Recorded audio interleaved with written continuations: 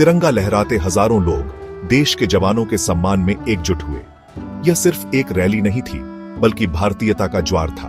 भारतीय कांग्रेस द्वारा आयोजित यह तिरंगा यात्रा इंदिरा गांधी चौक से शुरू होकर जयस्तंभ चौक पर समाप्त हुई। इस यात्रा का उद्देश्य था भारतीय सेना के अदम्य साहस को नमन करना, उन वीरों को सलाम करना जिन्होंने देश की रक्षा के लिए अपना सर्वस्व न्योछावर कर दिया। ऑपरेशन सिंदूर की सफलता का जश्न मनाना, जिसने दुश्मन को उसकी औकात दिखा दी। यह सिर्फ एक दिन की बात नहीं है, ये तो उस जज्बे का नाम है जो हर भारतीय के दिल में बसता है। तिरंगा देखते ही रूह में एक अलग ही जोश भर जाता है। ये तिरंगा यात्रा उस जज्बे को और मजबूत करने का काम करेगी। भारतीय सेना शौर्य और समर्पण की मिसाल। भारतीय सेना का इतिहास वीरता और बलिदान की गाथाओं से भरा पडीडीडा है। चाहे वो कारगिल की चोटियां हों या फिर सियाचिन का बर्फीला रेगिस्तान, हर मोर्चे पर हमारे जवानों ने दुश्मन को धूल चटाई है। अपनी जान की परवाह किए बिना वो दिन रात हमारी रक्षा में तैनात रहते हैं। हमें गर्व है अपनी सेना पर, उनके जज्बे को सलाम।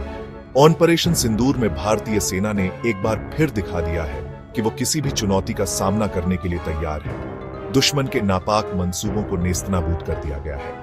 यह जीत सिर्फ हथियारों की नहीं है, बल्कि हमारे जवानों के अदम्य साहस और रणनीति की है। उनके हौसले को देखकर दुश्मन के हौसले पस्त हो गए। भारतीय सेना के जवानों का यह जज्बा हर देशवासी के लिए प्रेरणा है।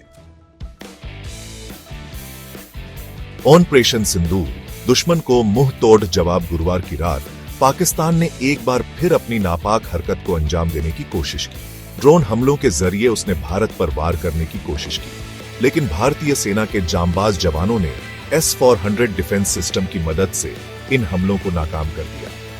भारत ने भी मुंह तोड़ा जवाब दिया।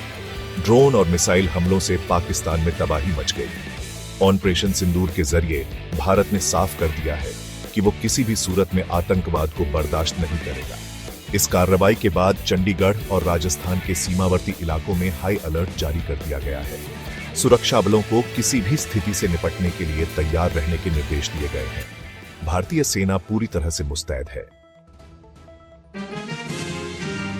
तिरंगे के रंग में रंगा रायपुर। रायपुर की तिरंगा यात्रा में शामिल होने के लिए कांग्रेस के कई वरिष्ठ नेता और कार्यकर्ता मौजूद थे। प्रदेश कांग्रेस अध्यक्ष दीपक बैज के नेतृत्व में निकली इस यात्रा में नेता प्रतिपक्ष डॉ चरण दास, महंत सांसद ज्योत्सना महंत समेत कई दिग्गज नेता शामिल हुए। सभी नेताओं ने स्वतः इंदिरा गांधी की प्रतिमा पर माल्यार्पण किया और तिरंगा झंडा लहराया। इस दौरान देशभक्ति के नारे गूंजते रहे। रायपुर की जनता ने भी बारश चढ़कर इस यात्रा में हिस्सा लिया। तिरंगा यात्रा का आयोजन भारतीय सेना के प्रति सम्मान और एकजुटता दर्शाने का एक सराहनीय प्रयास है। ऐसे आयोजन देशभक्ति की भावना को मजबूत करते हैं और लोगों को एक सूत्र में पिरोते हैं।